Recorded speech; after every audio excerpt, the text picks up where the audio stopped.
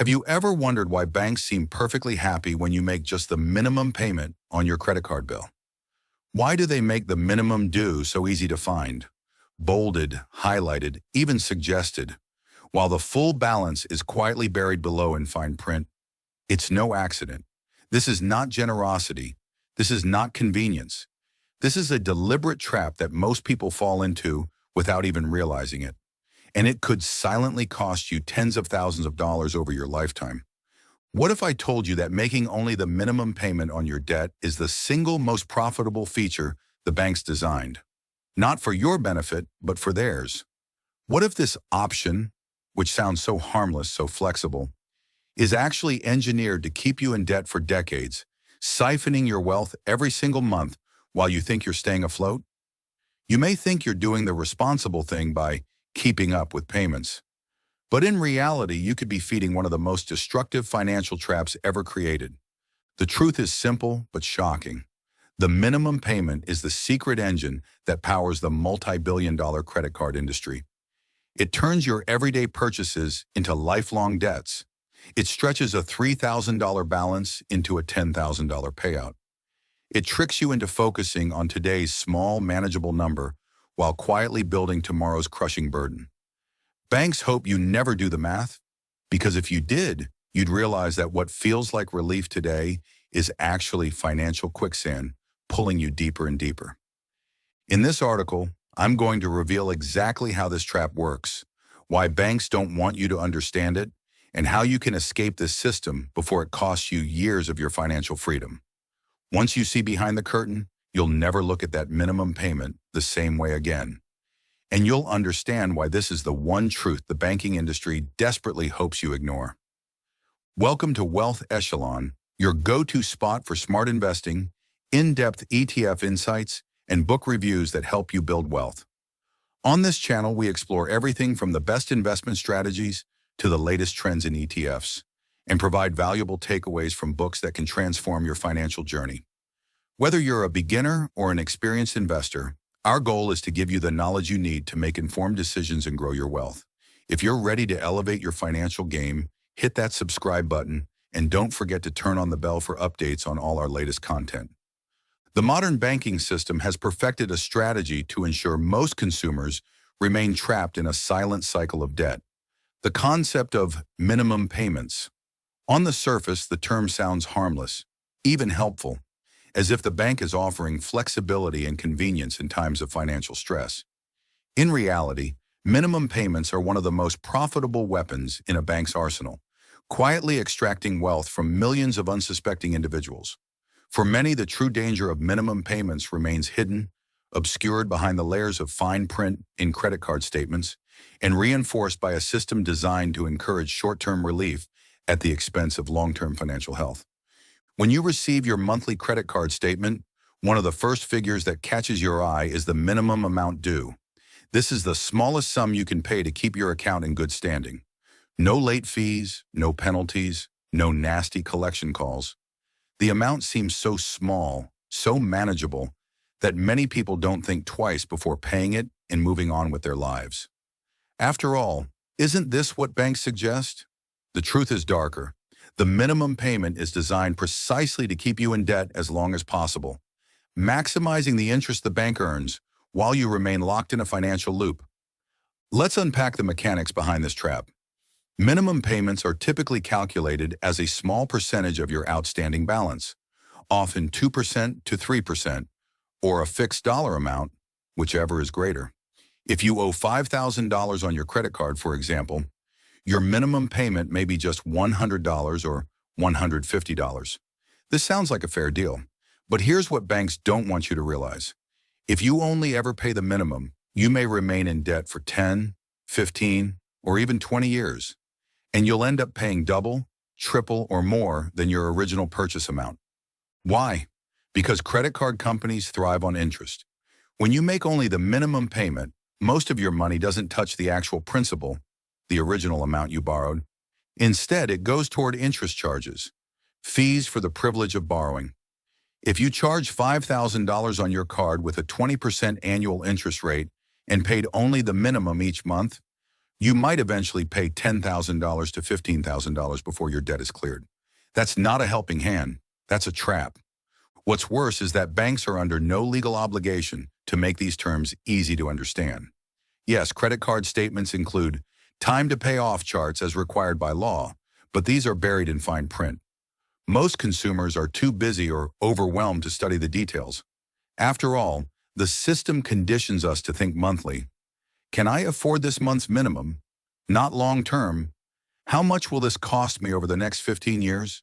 This psychological trick benefits the banks immensely. But the issue runs deeper than interest.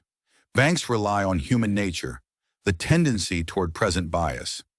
We naturally focus on the short term, rent, groceries, bills, and delay dealing with longer-term financial burdens. By offering an easy way out, just pay $50 this month, banks know most people will choose the path of least resistance, even if it means staying indebted for decades. They exploit this bias ruthlessly, ensuring that their credit products remain some of the most profitable financial instruments ever devised. Let's consider how the math works. Suppose you carry a $3,000 balance on a credit card with an 18% APR, and your minimum payment is 2% of the balance. That's $60 the first month. Sounds manageable, right? But that $60 payment mostly covers the interest for that month, about $45, leaving only $15 to reduce your actual debt. Next month, your balance is reduced by a measly $15, and the interest is recalculated based on the new balance. The slow grinding process continues, often for years. If you paid only the minimum, it could take you over 15 years to clear the debt, and you'd pay thousands more in interest along the way. So why don't banks simply encourage customers to pay off their balances faster? After all, wouldn't financially healthy customers be good for long-term business? Not exactly. Banks make the lion's share of their credit card profits not from annual fees or merchant transaction fees, but from interest on revolving balances. The longer you stay in debt, the more valuable you are as a customer. To the bank, a consumer who pays in full every month, avoiding interest, is called a deadbeat because they generate almost no profit. But a customer who reliably makes the minimum payment, that person is pure gold. The banking industry doesn't openly admit this, but the design of credit cards is intended to encourage this behavior. Statements highlight the minimum due in bold, eye-catching font. The full balance amount is often smaller or tucked away. Apps and online portals default to suggesting the minimum payment unless you deliberately change the setting. Even the phrasing, minimum payment, subtly implies that this is the expected, normal action to take. All of these psychological cues are carefully designed to nudge you into paying the least today and owing the most tomorrow. And for those who fall behind, the penalties are even worse. Miss just one payment and your interest rate may skyrocket, sometimes to 29% or more, as a default APR penalty. Suddenly, your debt is growing even faster. Late fees, over-limit fees, and other charges can pile on, turning what was once a manageable balance into a suffocating burden. The bank profits every step of the way. Banks also know that many people treat their credit limits as spending targets. Got a $10,000 limit? It's tempting to think, I can afford to spend this much. This is another psychological trap. The limit isn't a suggestion of what you can safely borrow. It's a trap to get you deeper into the cycle. The larger your balance, the higher the minimum payment, and the more interest the bank earns over time. Some defenders of the system argue that minimum payments offer flexibility for those in financial trouble. And this is partly true. If you lose your job or face an emergency, the ability to pay less can keep you afloat temporarily. But banks don't promote minimum payments as a short-term emergency tool. They present them as the standard way to handle debt. The result? Millions of people make minimum payments by default, even when they could afford to pay more and escape the trap. Consider also the hidden cost to your credit score. Carrying high balances relative to your credit limit, known as credit utilization, can damage your score, making it harder and more expensive to get loans, mortgages, or even insurance. Paying only the minimum ensures your balance stays high, hurting your score and keeping you in the high-risk borrower category. And guess who charges the highest interest rates? Banks do, on high-risk borrowers. There's another element banks don't advertise: inflation. When you pay off a debt slowly over many years, inflation can erode the real value of your money, but not your debt. In fact, inflation may make living costs rise faster than your ability to pay off the principal, trapping you in an even deeper hole.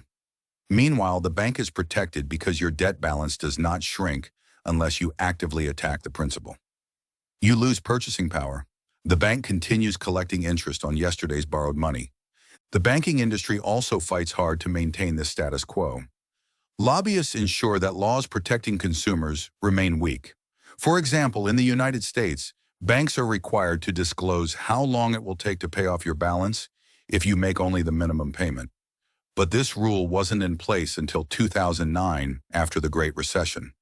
Even today, these disclosures are easy to ignore, hidden among pages of confusing numbers and legal jargon. But the most alarming truth of all may be this: banks and lenders depend on financially uneducated consumers. Surveys consistently show that most credit card users don't understand how minimum payments work. They don't grasp how compound interest balloons their debt, or how long they'll stay trapped if they only make the minimum. Financial literacy is dangerously low, and banks like it that way. If every consumer understood the real cost of minimum payments, many would stop using credit cards entirely, and the bank's profit machine would suffer. There is hope, however. Those who educate themselves can escape this system. The simple act of paying more than the minimum, even $20 or $50 more each month, can dramatically shorten the life of your debt and save thousands in interest. Tools like the debt snowball or avalanche method help consumers attack debt strategically. But these strategies aren't taught by banks, for obvious reasons. The financial industry also discourages open discussion of these traps in popular media. How many times have you seen television ads proudly promoting low minimum payments as a feature? Credit card marketing rarely explains the long-term consequences because doing so would reduce consumer willingness to borrow. Even popular financial apps often nudge users to make a payment without clarifying that paying only the minimum is a trap. For those willing to escape, the steps are clear but require discipline. First, always aim to pay more than the minimum, ideally the full balance. If that's not possible, pay as much extra as you can afford, prioritizing cards with the highest interest rates. Second, cut spending to free up cash for debt repayment, even if it means sacrificing short-term comforts. Third, consider balance transfer offers carefully, as some provide 0% interest periods to help pay down debt faster. But beware of hidden fees and rate resets. Ultimately, the key lesson is this: minimum payments are not your friend. They are the quiet engine of one of the most profitable industries in the world, designed to keep you locked in a cycle of debt for as long as possible. Banks may pretend they are offering you flexibility, but in truth, they are extracting wealth from you month after month, year after year. It's time to break free from this cycle. Understand the true cost of borrowing. Take control of your payments. Fight back against the silent tax on your future that minimum payments represent. Your financial freedom depends on it, and that's something the banks definitely don't want you to know. Thank you for watching Wealth Echelon. We hope you found valuable insights that will help you on your investing journey. If you enjoyed the video, make sure to hit the like button, subscribe, and turn on the notification bell so you never miss an update. Keep building your wealth, and we'll see you in the next video. Don't forget to check out our other videos for more investing tips, ETF strategies, and book reviews to continue growing your financial knowledge.